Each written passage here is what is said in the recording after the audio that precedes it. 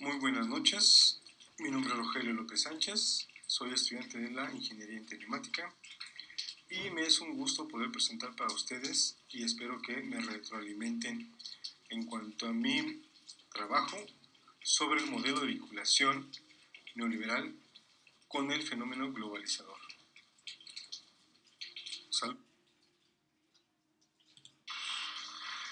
Nuevamente, para comenzar con esta primera imagen, leo textualmente la primera parte. Relación neoliberalismo-globalización. El neoliberalismo cobra fuerza, no solo en razón de la desintegración política y descomposición económica de los socialismos reales, sino porque se fundamenta en las fuerzas motrices de la nueva revolución tecnológica, la cultura de la exclusión, agravada por la simbiosis del neoliberalismo y la globalización, saca de la escena económica a muchedumbres de mano de obra, a miles de empresas productivas, a estados conformistas y debilita la misma identidad nacional.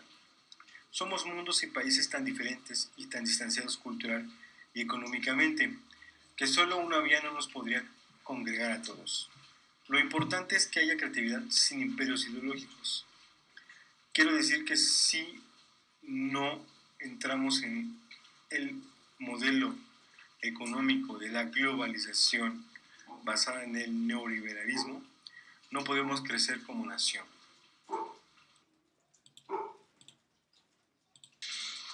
Al finalizar el siglo XX enfrentamos la simbiosis del neoliberalismo y de la globalización. Esta integración no es historia nueva. El liberalismo de mercado del siglo XIX se desarrolló sobre las fuerzas motrices de la revolución industrial. El neoliberalismo de fines del siglo XX se afianza en simbiosis con la impetuosa revolución tecnológica que Frank Haeckel-Lament describe como el huracán de la globalización. Más adelante describiré un poco la biografía de este personaje. El neoliberalismo cobra fuerza no solo en razón de la desintegración política y descomposición económica. Esto quiere decir que de cierto modo, al no tener un avance tecnológico y una perspectiva real sobre fundamentos, no podemos avanzar. A lo mejor soy muy redundante en ese aspecto, pero como país tenemos que tener una economía de mercado para que se ponga en práctica el poder del neoliberalismo. Leo textualmente: la actual revolución tecnológica ofrece algunos aspectos atrayentes y positivos, mientras que en las décadas de la Guerra Fría, gran parte de los inventos innovadores tecnológicos se aplicaron a la carrera armamentista y a la gestación de la muerte. La actual revolución tecnológica nutre importantes avances de la producción civil que mejorarían los niveles y géneros de vida. La revolución de la informática, microelectrónica, comunicación, información, biotecnología, junto con los nuevos productos y nuevos modos de producción calificados como reingeniería empresarial, una revolución tecnológica al servicio de la producción y de la vida. Parecería que esto tendría alguna mejora en cuanto a que los avances tecnológicos tienen que ser en pro de la humanidad, pero hemos visto que si la tecnología está mal enfocada, más que nada a desarrollar armas destructivas, pues creo que tendría una consecuencia muy grave y tendría repercusión en el planeta y en los países, tanto en su economía como en su crecimiento.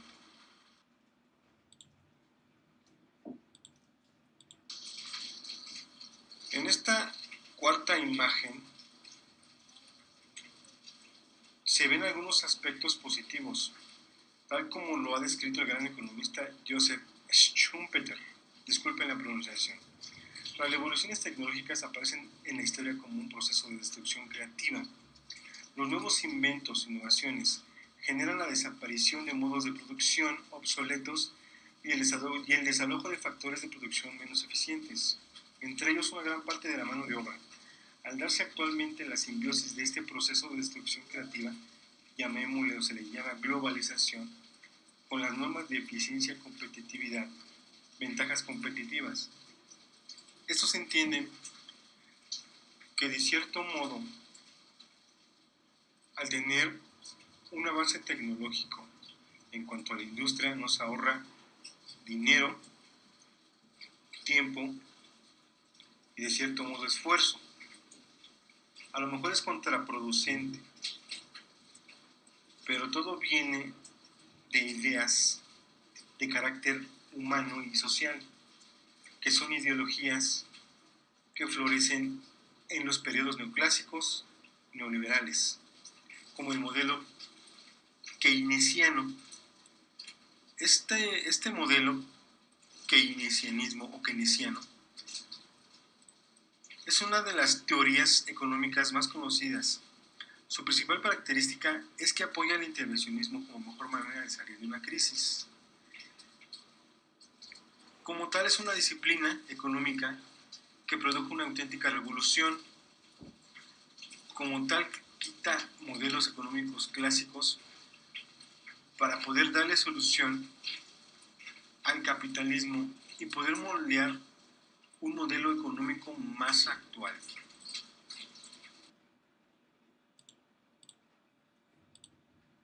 Esta imagen se puede definir que el proceso de globalización tecnológica no solamente afecta al feudo económicamente empresarial. La cultura de la exclusión invade fronteras del orden político democrático. La estructura social y el ámbito de los valores éticos, el proceso de globalización integra al menos 3 grandes mercados, que el primero de ellos es el mercado de las empresas transnacionales, que son empresas que generan productos a volumen y como tal superan a las pequeñas empresas. Es algo que tiene Estados Unidos como característica, que ellos tienen su propia tecnología, generan su propia marca, como tal arrollan las fronteras con productos de su manufactura. Lógicamente, países pequeños no tienen ese poder adquisitivo o de producción para poder estar a la par con las grandes potencias.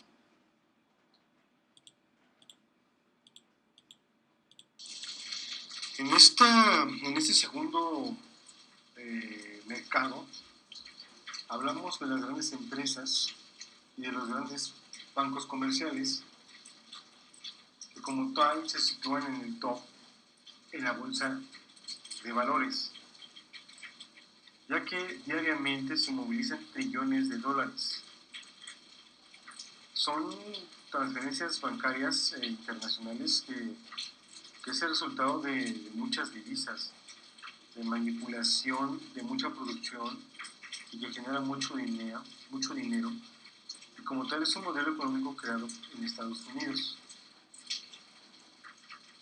Hay un personaje muy conocido que se llama George Soros. Como tal, es un hombre muy inteligente, capaz y con el poder de manipular la economía y la política a su antojo. ¿Qué quiero decir con esto? Que con lo poco o mucho que he escuchado sobre la crisis, a lo mejor no tiene nada que ver, pero sí va de la mano con el problema de los migrantes, es que está patrocinado, por decirlo de alguna manera, por este personaje. ¿Con qué fin? Lo voy a decir si te voy a equivocar. Con el fin de que desestabilice la economía de un país, tanto política, económica y socialmente exista. ¿Por qué? Porque al recibir tantas personas, pues pone en duda el sistema político, pone en duda el sistema social y pone en duda el sistema económico. nosotros en este momento no estamos preparados para recibir a tanta gente, a tanto migrante. No tenemos la capacidad económica para mantener a esa gente.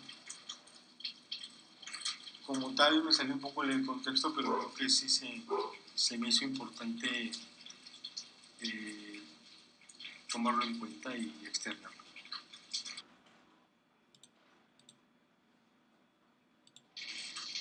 Aquí en esta imagen, la doctora Masa Zavala expresa de una manera lacónica el modelo de globalización, que no solamente es la homogeneización del modo de producción en el mundo, sino también una uniformidad cultural.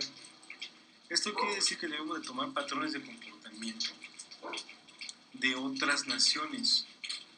Repito, un modelo a seguir. Tener una noción de manera universal que de cierta manera conjugue a todas las diferentes sociedades de humanos,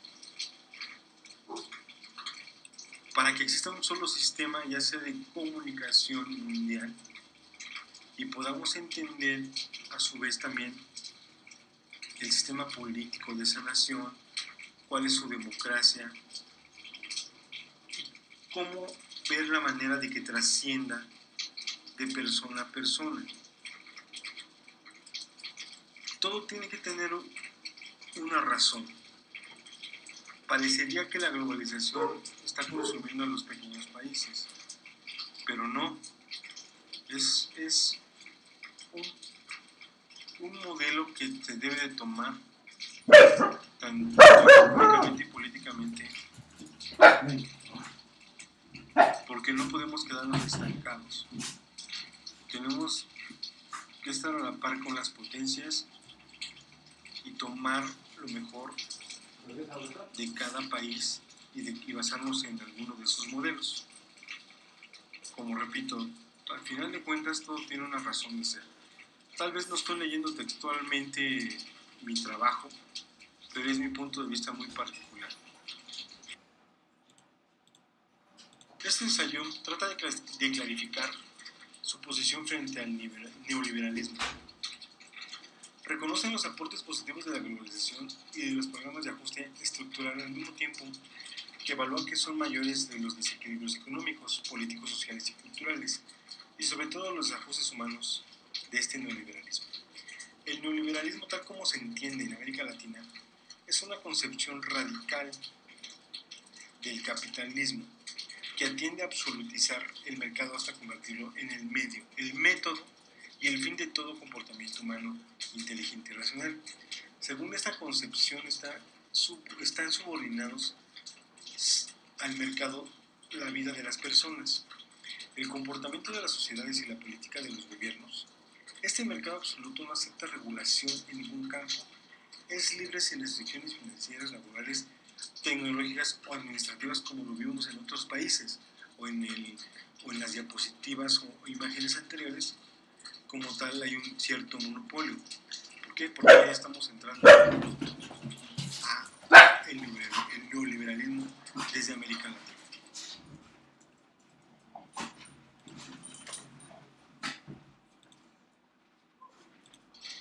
Aquí no hay mucho que decir, solamente que Frank Hinkenlamber, nuevamente me disculpo por la pronunciación, tiene una definición que me gustó mucho de la globalización, que dice que pasa por encima de América Latina, así como pasa encima del mundo entero como un huracán. Quiere decir que arrasa con todo. Es la definición que yo le doy, con mi manera de entender la frase de este personaje.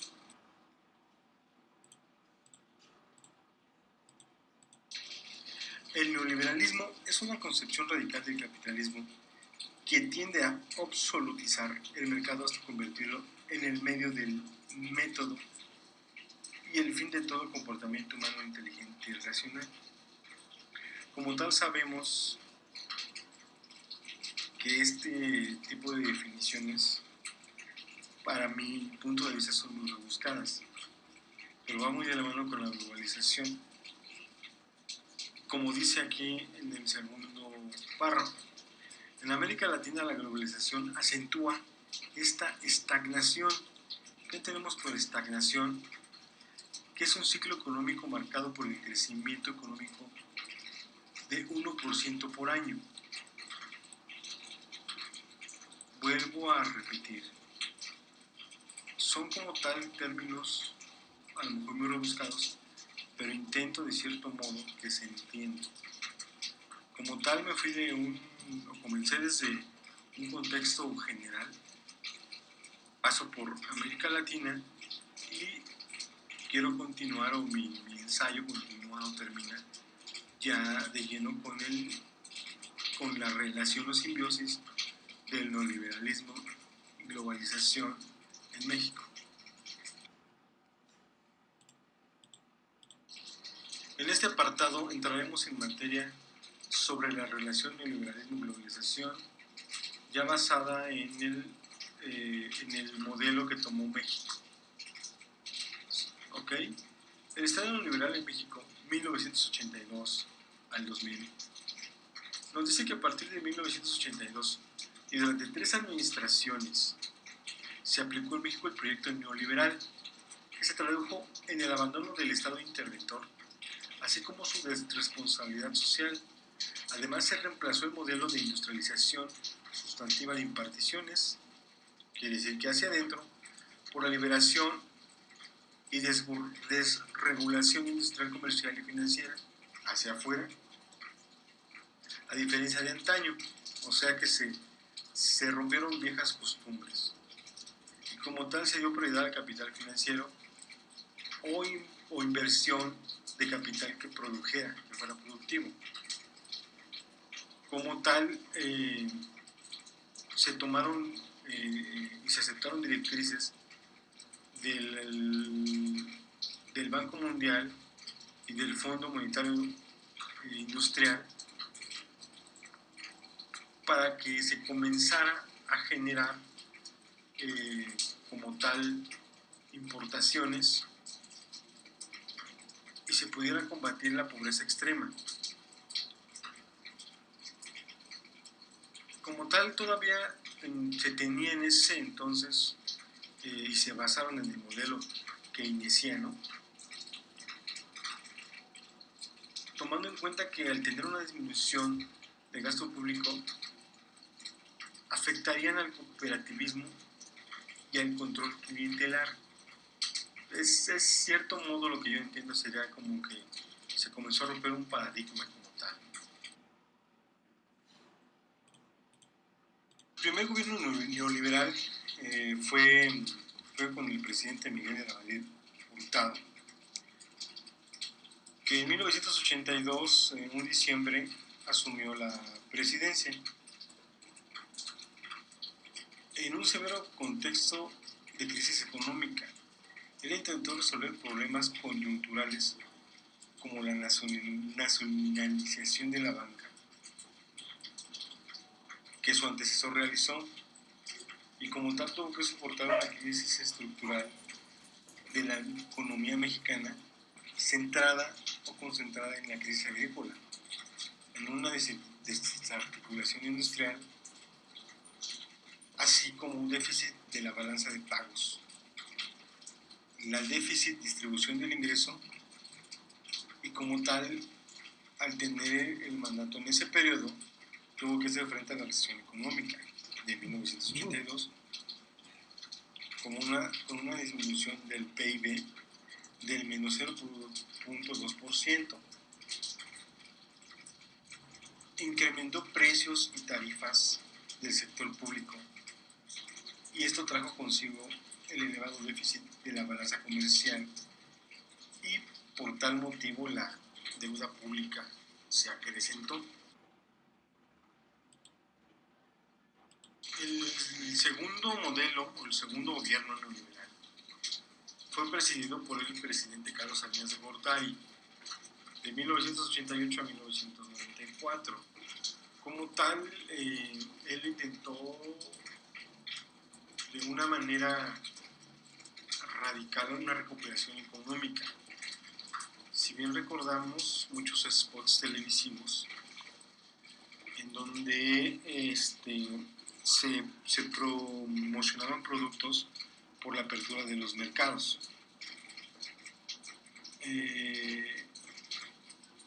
Este presidente también, como tal, tuvo su desacierto, porque en la década de los 80 tuvo que renegociar la deuda. Y como tal, al renegociarla, pues tuvo éxito, porque para su antecesor era uno de los principales problemas de inestabilidad económica. Y el presidente Salinas renegoció la deuda externa.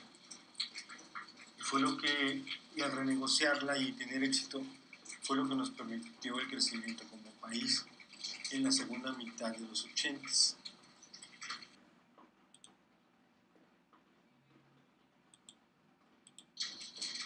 En este tercer gobierno neoliberal, por llamarlo de esta manera, el personaje central, el personaje en ese periodo, es el presidente Ernesto Zedillo Ponce de León. Pero ¿qué sucede? Que a partir de octubre de 1994 se produce un derrumbe en las reservas internacionales. El presidente Salinas no quita el dedo del renglón y logra que se postergue la devaluación del peso. Pero esto implica que se tenga que hacer un reajuste en la devaluación y esta tenga un mayor costo.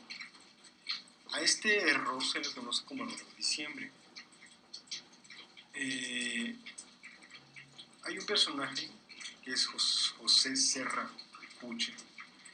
En ese entonces, en la administración del presidente Zedillo, este personaje, Serra Puche, secretario de Hacienda en ese entonces, decidió cambiar la resolución del director del Banco de México, Miguel Mancera Aguayo, quien proponía la libre flotación y estableció una ligera ampliación de la banda de flotación del 15%.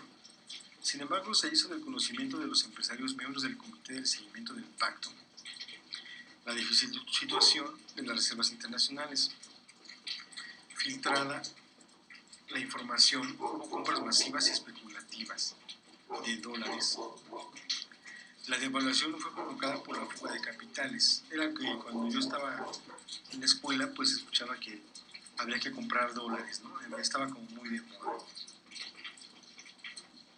Y como tal, las reservas produjeron 5,000 millones de dólares, lo que forzó a decretar la libre flotación.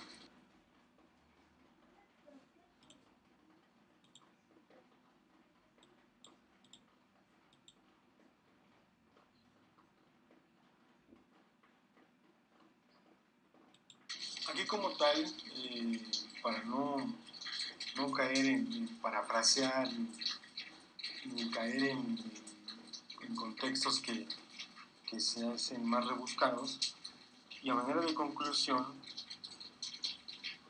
se puede decir que la política globalización neoliberal en México tuvo dos etapas. La primera de transición está basada, como ya lo había dicho con anterioridad, en el modelo keynesiano, que este se debe al nombre del economista británico John Maynard Keynes. Como tal, él centró su carrera en estudiar agregados y ciclos económicos. ¿En qué consiste este modelo? Este modelo se basa en el intervencionismo del Estado, el cual define una política económica que para él es la mejor herramienta para salir de una crisis económica. La política de este modelo es aumentar el gasto público para estimular la demanda agregada y así aumentar la inversión y el empleo. Por eso nuestra economía está basada en modelos de otros países.